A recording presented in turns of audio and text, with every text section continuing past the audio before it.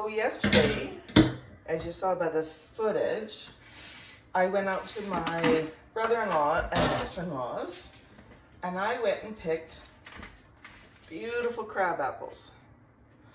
So now I'm just going to give them all a good wash. Now, I'm pretty darn sure I have way more than I need, but whatever I don't use for my crabapple liqueur, I will just juice and keep the juice. So I'm just going to put some cold water in here and a little bit of vinegar. I just have some regular vinegar. This just helps to get any little buggies and stuff off that we don't want in our products. So we'll shut that off. And I have a glass jar. This is just a glass jar that some pickles came in, but it works perfect for making crabapple liqueur or any type of liqueur. I'm gonna grab some sugar and we are ready to go. So I'm just gonna go through here and give these kind of a, I'm not washing every single one, but I am gonna pick out all the leaves. Don't worry about the stems. We don't need to cut them off or anything. Just get all these leaves out. We don't want them.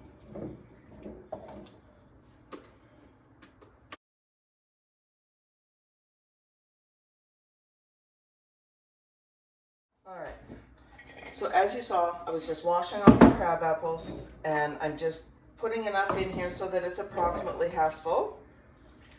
And as you're seeing, I'm not taking any of the stems off or anything. That's fine.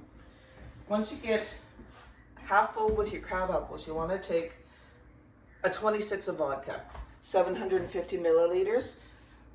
I just went and honestly bought the cheapest one I could find, which is this red tassel. I'm in Canada, so I'm not sure what kind of vodka you have where you live, but any type of vodka, 750 mils or a 26. So if I can open this, because my hands are wet. Okay, I'm gonna get that ready to go. And I'm gonna get a measuring cup, a 1 cup measuring cup. I'm going to put 2 cups of sugar in here. Now, because these are crab apples, they're a bit more tart than a regular apple. That's why I'm putting 2 cups in. I've made it with regular apples and I did put 2 cups in, but it was too sweet. So if I did it again, I would only put 1 cup. So because this is crab apples, I'm going to put 2 cups of sugar in. I'm just going to dump that right in there, like so. And then we're going to take our bottle of vodka and see if I can get this little plastic thingy out. I'm just going to pour the whole thing in there, like so. Now, if you wanted, you could use, you know how there's all these flavored vodkas that are out nowadays? You could use those. I just use regular vodka. And now I'm just going to go through and finish filling this up with my crab apples and try not to get any of the leaves in there. And that's it. And then once I get this all filled, I will show you the next step. I have this just about as full as I want it. You see it's pretty full because what's going to happen is these crab apples are going to break down and they're going to sink. So I've got it right up to this here. Just wipe this off. It's all good. Put the lid on it and make sure your hands are dry so you're not going to drop your jar at the next step. And I am going to give this a wipe just because I did dribble some of the water. And all you're going to do is mix this up so that that sugar is dissolved. Now, if you want, you can do it at the halfway mark, which I probably should have. So just get that mixed up like that. Oh, my hands are so wet, I'm scared I'm going to drop this jar.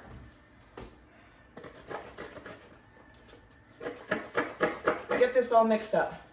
Then your job for the next 30 days is to shape this just like this every day. And you're going to do that for 30 days. And in doing that, what you're doing is you're causing the apples to ferment and mix in with the alcohol and the sugar. And it's going to make this beautiful, beautiful liqueur for you. All right, I'm going to call this good for now. As you're mixing this every day, the sugars will dissolve and everything will meld together, and you're going to get this beautiful, beautiful tasting crabapple liqueur. So now all I'm going to do, once I clean up my mess, is actually going to get a Jiffy marker. And so today's date is September 17th. I'm just going to write on the jar, because we need this to sit for 1 whole month. So I'm just going to pop this over here, clean up my mess, and my job for today is done.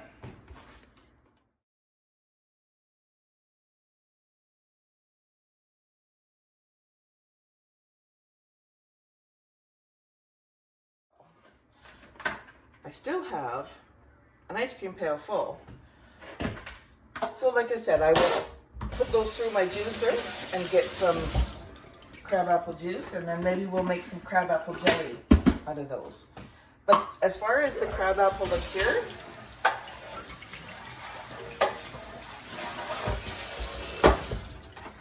that's all there is to it. That's it. Over the next month, I will just show you periodically, what I've done with this as far as shaking it and what it looks like. And then at the end of the 30 days, I will show you what to do next.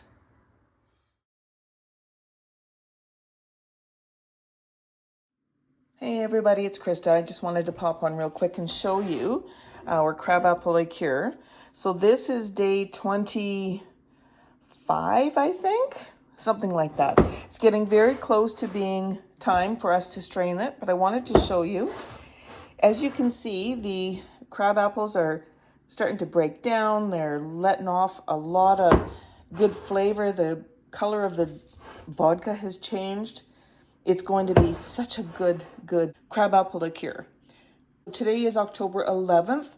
I will come back on probably October 17th, 18th, in that area, and we will continue on with making our crabapple liqueur. Good morning and welcome back to my channel. So today we are going to be dealing with our crabapple liqueur. Please excuse my voice. I have caught a cold, and this is what I get to sound like today.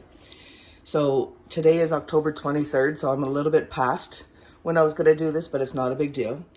So let's get this lid off. And I did put some saran wrap on here just so that it wasn't going to leak. So take that off. And now all I'm going to do is I'm going to do a couple strains. So the first one I'm just going to pour right into here, and then I will get rid of the pulp and the meat of the apple, and then I will strain it again, but I will use this mesh strainer with some cheesecloth. And then before I pour it into the little jug, I will strain it again. So this little jug I've just had kicking around here, I don't even know where it came from. I did give it a good rinse this morning, just to make sure that it's ready to go. So let's just get started. So just pour this in, and excuse the lighting, but this is the only spot I have to do this. All right. Now, I don't want to mash these down. I just want to let it drip. Let it drain, because if you mash it, then you're going to get more bits and pieces. But I will get a spoon, because all of that sediment and stuff will stick to the bottom of the, see all this here? All of that's going to stick in the mash and then prevent it from straining. So I will move that out of the way.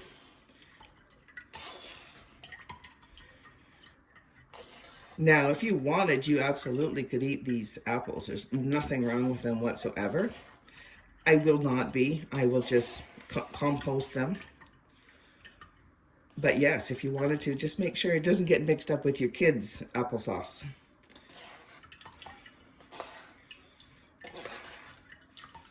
Just scoop that away. And then, like I said, I'm just going to compost this. So that's what I'm going to do with this here. I will just speed things up a little bit so you don't have to sit here and watch this, because it does take a little bit of time. And then once we get done this process, I will bring you back and we will go through the next process.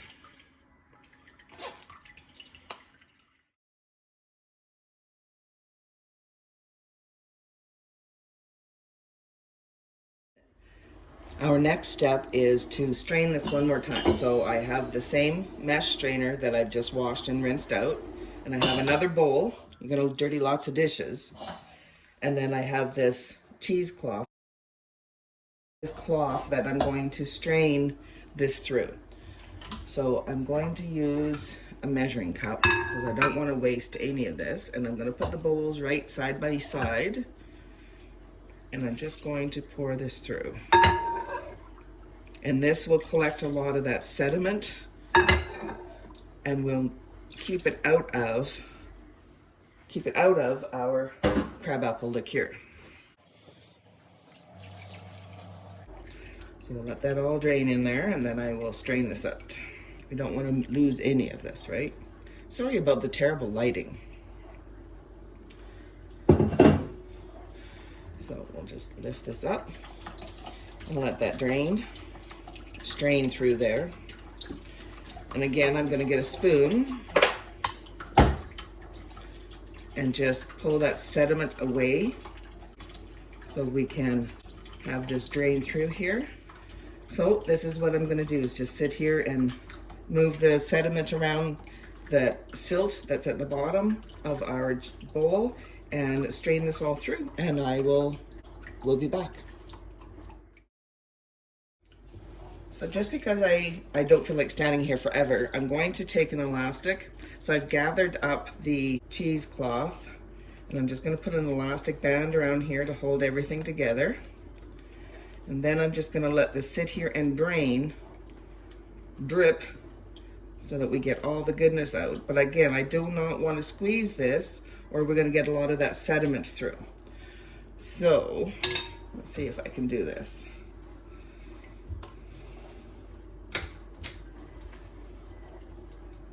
There we go.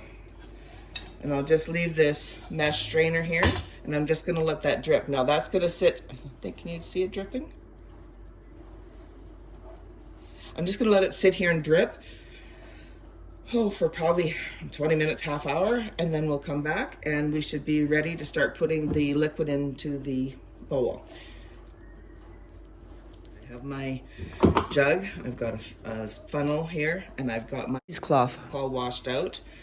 Oh, I was going to show you that, darn it. It was quite thick, sorry. And I'm going to put this in here to collect, because there's still sediment in here. I don't know if you can see. See, there's some collecting on the bottom there. Not a bunch, but I want to get out as much as I can.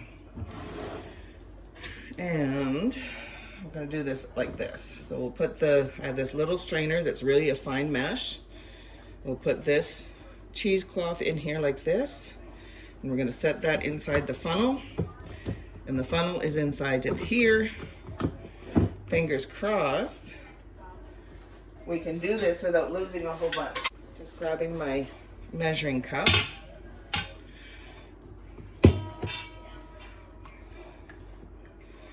And we'll pour it in here.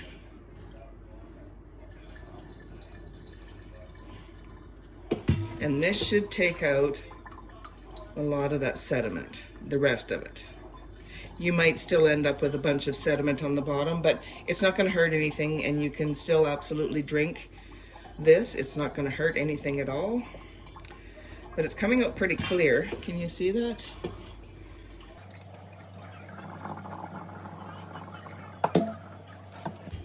Very nice. So this is what I'm going to do. I'm just going to let this pour through here, and I will probably do the same thing. I'll get a spoon and clear away the sediment that collects here. so that this can continue to drain through. Now, you can absolutely strain this into a bowl and then put them into individual little bowls, into the individual little jars or whatnot. That's what I've done in the past, but I don't have any right now, so I'm just going to pour this in right through here. And I will come back and show you when I'm all done. So this is our crabapple liqueur, the way it ended up. It's beautiful. So I have this jar, it's an old vodka jar bottle. I'm going to pour as much as I can into here, just because it's a little bit smaller. So I'll put my funnel in here. I'm gonna try to do this so that you can see what's going on. Get a hold of this, there we go. Let's pour this in here.